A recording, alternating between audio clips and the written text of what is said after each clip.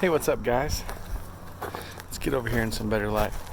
So I'm down here in the garden getting some things ready, and I thought I would take just a quick second and give you my number one tip for starting a garden if you're new.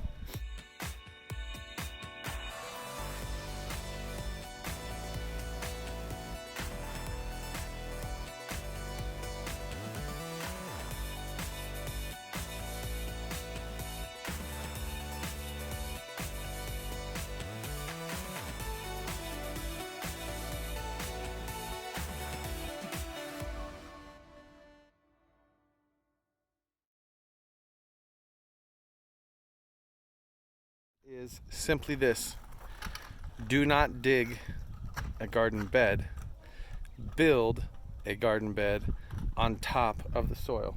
Okay, if you look right out here,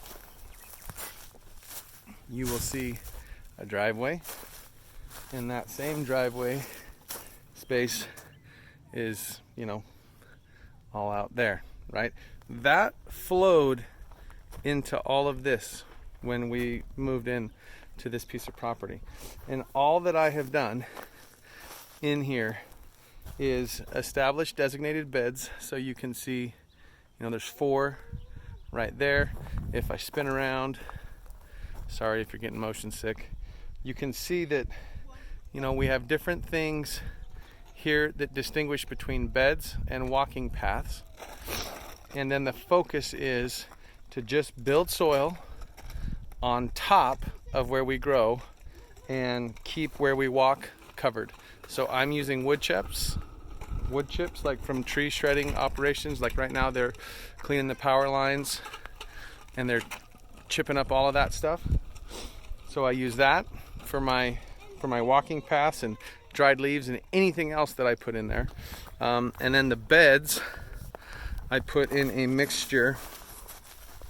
In the beds, I put in a mixture of, organic matter and compost. Lots and lots of compost. Compost is my friend. So you can see in this bed, it has leaf mold, basically.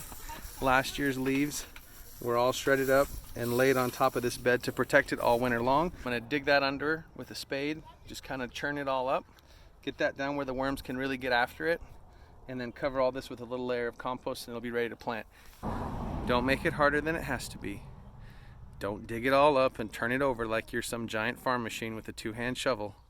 Just get the good stuff and start layering it, piling it up on top of your soil. It's the best way to make garden beds nice and easy.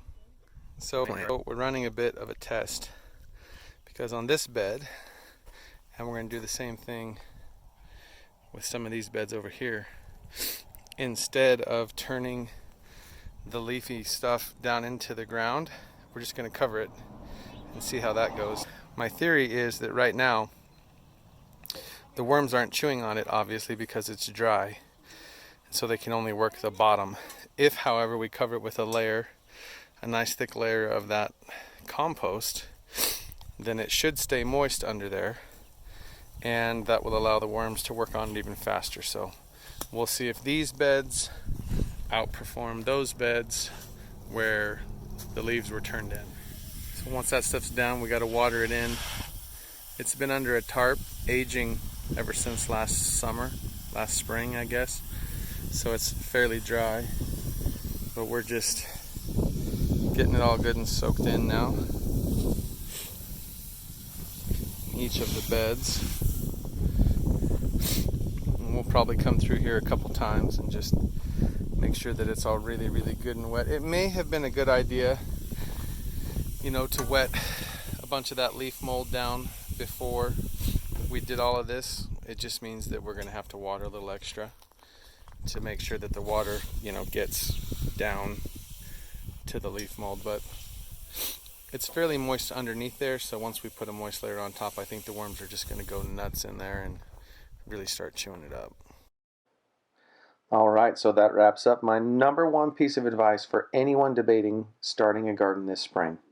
After years of gardening at multiple different locations, I can tell you that there's nothing more important than building your soil, and I have found it easiest to keep building it up year after year.